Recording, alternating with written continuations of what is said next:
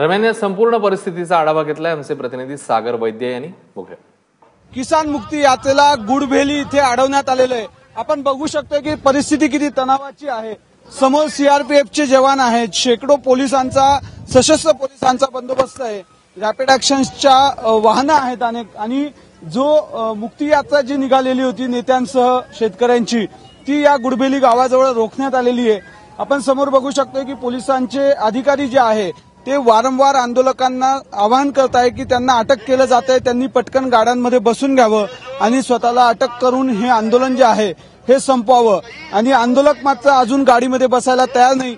इथे आपण बघू शकतो की जे आंदोलक अटक करून घेतील त्यांची नावांची यादी करायला सुरुवात होतीये. 2 वयोवृद्ध लोकांनी सर्वप्रथम अटक करून शासनाचा निषेध केला आहे. त्याच्यानंतर आपण बघू शकतो रॅपिड ऍक्शन फोर्सचे संपूर्ण जवान, सशस्त्र जवान जे आहेत त्यांनी ही संपूर्ण रॅली जी आहे ती रोखून धरली आहे. आत्ता खासदार राजू शेट्टी जे आहेत ते आंदोलकांना आवाहन करत आहे की कुठल्याही परिस्थितीमध्ये आपल्याला हे आंदोलन पुढे न्यायचं आहे आणि प्रशासनाशी ते चर्चा करू पाहत आहेत.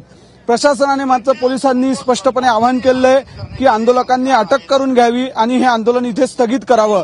खरं तर पिपलिया आणि पुढे मंदसौर जिथे शेतकऱ्यांवर गोळीबार झाला होता, 6 शेतकऱ्यांचा मृत्यू झाला होता, त्या ठिकाणी ही यात्रा आत्ता जाणार होती.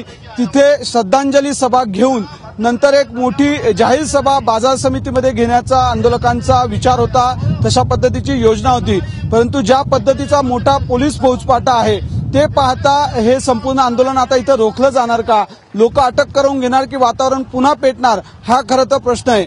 एकूण काय तर या संपूर्ण आंदोलनामध्ये मध्य प्रदेशमध्ये पुन्हा एकदा शेतकऱ्यांच्या आंदोलनाचा भडका उडतोय. मुख्यमंत्री शिवराज सिंग चौहान यांनी जाहीर केलंय की गेल्या वेळी गोळीबार झाला त्या आंदोलनामध्ये तस्करांनी शेतकऱ्यांच्या माध्यमातून कायदा आणि सुव्यवस्था हातात घेतली होती, तिला धोका पोहोचवला होता. त्याच्यामुळे आता पुन्हा एकदा ती रिस्क घ्यायला मध्य प्रदेश सरकार तयार नाही आणि त्याच्यामुळे हे आंदोलन आता इथं थांबवण्याचा प्रयत्न केला जातोय.